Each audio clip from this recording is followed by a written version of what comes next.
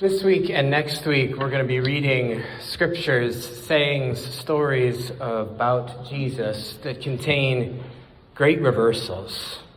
Next week is All Saints Sunday, when we come to this place to remember before God those we love who have died. And we will grieve and cry. And as we're doing this, Jesus will speak to us and insist that our tears will give way to laughter. And he won't say how this will happen. And I don't really know either. So we'll just have to test that. We'll have to come next week and cry together and see if we can laugh too. The great reversal in today's text doesn't deal with grief, but our standing in life, or our ego. All who exalt themselves over others will be humbled, and all who are humbled will be exalted. I don't know if I know what humble means or what it means to be humbled anymore. Whenever I hear people say that they are humbled, they say it on a stage while they're accepting an award and everybody's clapping for them. I don't think this is what it's like to be humbled. To be humbled is more like getting knocked out in the first round of the loser's bracket in a tournament. You know that everyone is better than you. The writer and pastor, Eugene Peterson, once remarked that, biblically speaking, there are no successful churches. And I think that's true. Even in the midst of the very successful Congregational Church of Excelsior with its 173-year history and all the new members and all the money we've raised, there are no successful churches. There are instead communities of sinners who gather before God week after week after week in towns and villages and communities. This is what church really is. This is what we do here.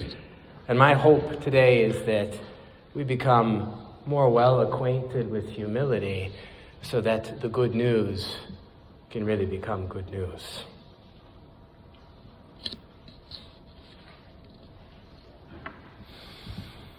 Jesus spoke frequently in parables. Parables are short, fictional stories meant to illustrate the wondrous and perplexing kingdom of God. And because Jesus was a real person and he was a man of his time, he spoke in terms that his listeners could understand. All of this took place in first century Palestine, a world so much different than ours. So Jesus' parables describe a world of inequality, hard labor. There's lots of farming and animals, all the real stinky, smelly stuff that gets all over your hands and in your nails that you can't get off for weeks. And here we are today, in our beautiful, bright sanctuary. New paint, new carpet, new chancel. We're streaming our worship on YouTube.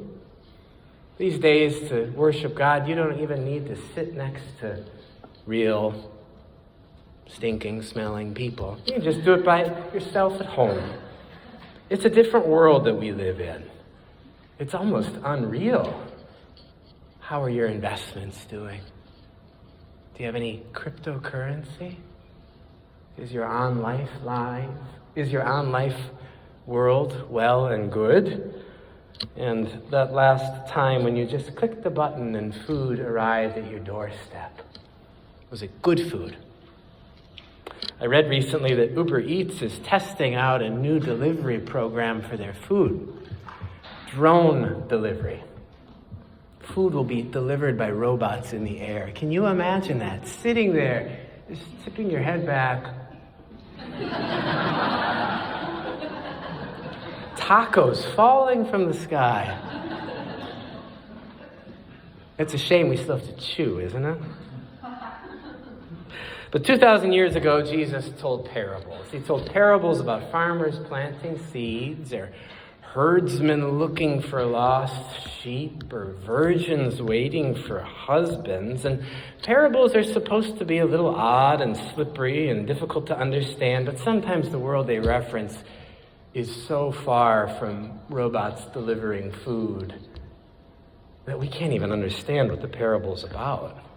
I mean, I talk to all of you about this constantly. I say it every week while I'm here, and none of you get it. I say, do not pour your new wine into old wineskins. It'll burst, stain the carpet. There's a parable about this. Today's parable is different, though. It's about comparison.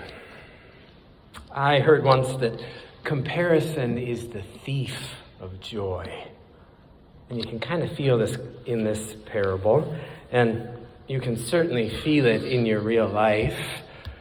If you are alive and online, which is all of us, I imagine that you've compared yourself to others.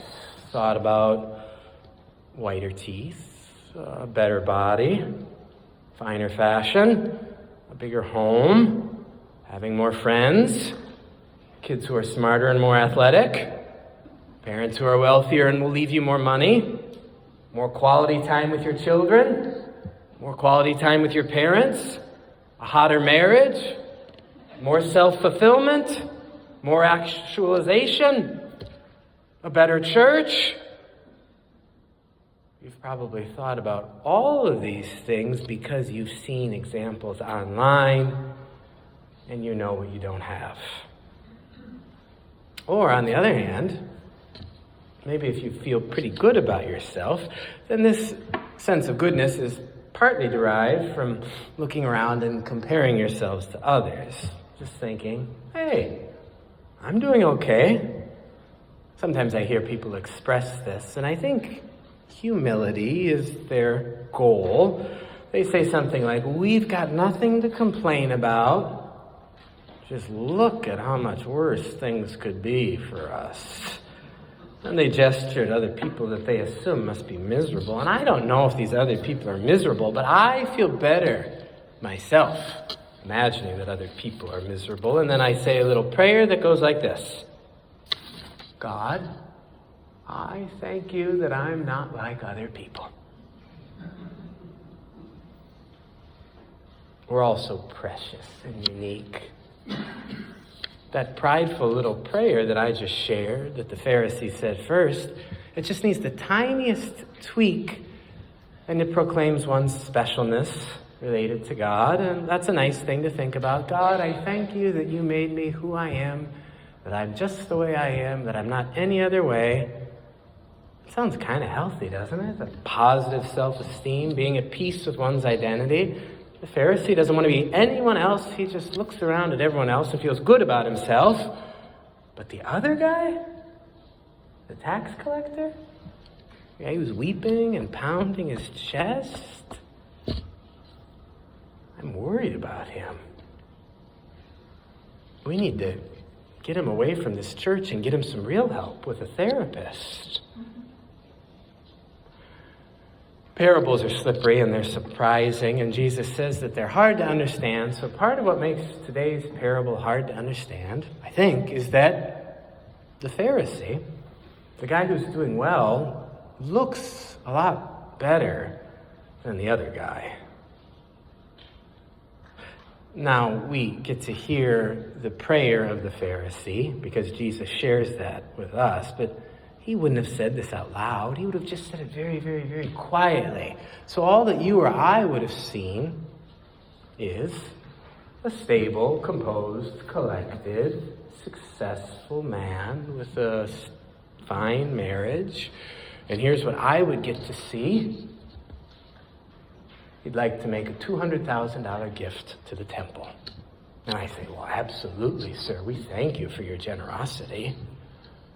And then there's the other guy. Questionable means and intent, always crying. I heard that he's divorced. Heard he doesn't ever see his kids. I tried to read about him online, but he must have scrubbed his profile. I don't know what he's hiding. And I wonder what he's doing at our church. What do you think he's after? So for our next bunch of new members at the church, I'm hoping for 20 people like the first guy. When the other guy contacts me to meet for coffee, I'm cautious. I say, just keep coming to the church. Why don't you see if we're the right fit for you? But this story's a parable, and what makes it different from real life is that we actually get to hear what is going on in their minds. We get to hear their inner thoughts, their prayers, and that's what we never get in real life. I don't care what someone posts online or preaches about, even if it seems so raw and authentic these days. Here's a picture of my messy home and my messy kids. We're so confused. Everything is performance. Everything is performance. And then we want to know, did you like my post? Would you click like? Do you like me? Do you like me more than him? And it's inevitable. This correspondence between how much other people like us and how much we like ourselves. I hope throughout your life that you have heard in the deepest way possible from parents, friends, family. I hope that you have heard that you are loved. And I hope that this voice has become so central to you that it is now your own self-consciousness. I am loved, I am loved, I am loved. This is the deepest, most wonderful thing in the world, but it's difficult to achieve. And so it's more likely that your sense of self, your self-worth, is wrapped up with markers that are more measurable than this. Are you smart? How'd you do on the MCAs or the SAT? Good athlete? Have you been or were you professionally successful? Did you make a lot of money? Is there someone who loves you, who wants to wrap their arms around you? And is that person desirable to others? Are you desirable to others? Or were you once upon a time? I think we all know or feel that we are loved or not based on how good we are or not. You are loved because or if you are good. And questions like this hang over us while we sit in church or scroll on the internet or lie in bed, and they naturally force us to compare ourselves to others.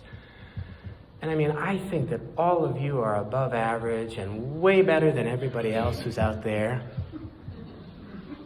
But even if you are, it's not going to last. Because at some point, no one's going to care about your MCA score or your SAT score or how many points you put up in the section final. Nobody's going to care about how much money you made or whether you were gifted and talented or whether your kids are gifted and talented. You're going to retire and you'll be sitting at home, and most of your mornings will be spent mindlessly scrolling the internet. And you'll make a friend and meet them for coffee, but they won't show up because they never knew how important you were once upon a time back then when you used to thank God for everything you were and everything you had. If the first guy in our story today had lived long enough, these brutal facts of life would have smacked him square in the face. So, a Halloween analogy before you all have buckets full of candy. Comparing ourselves to other people is like eating a bowl of Skittles for dinner. Maybe it's momentarily satisfying, but in the end you are going to feel very, very lousy.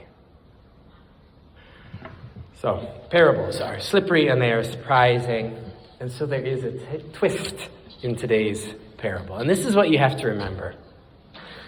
Because maybe life has already knocked you down. Maybe you're laying prone right now. Life will knock you down. And this is what you need to remember from that one sermon on October 26th, or those few verses from Luke 18. You will be standing before God, because we are always standing before God. And you won't be able to conjure up anything good to say about yourself. And you will be standing there waiting for that one final judgment that is more important than anything you have ever heard about yourself before. And God will begin speaking to you. And God won't explain his verdict or his reasons. God won't even give you a chance to object and say why this can't be so. God will just look at you and say, "You are good because you are loved."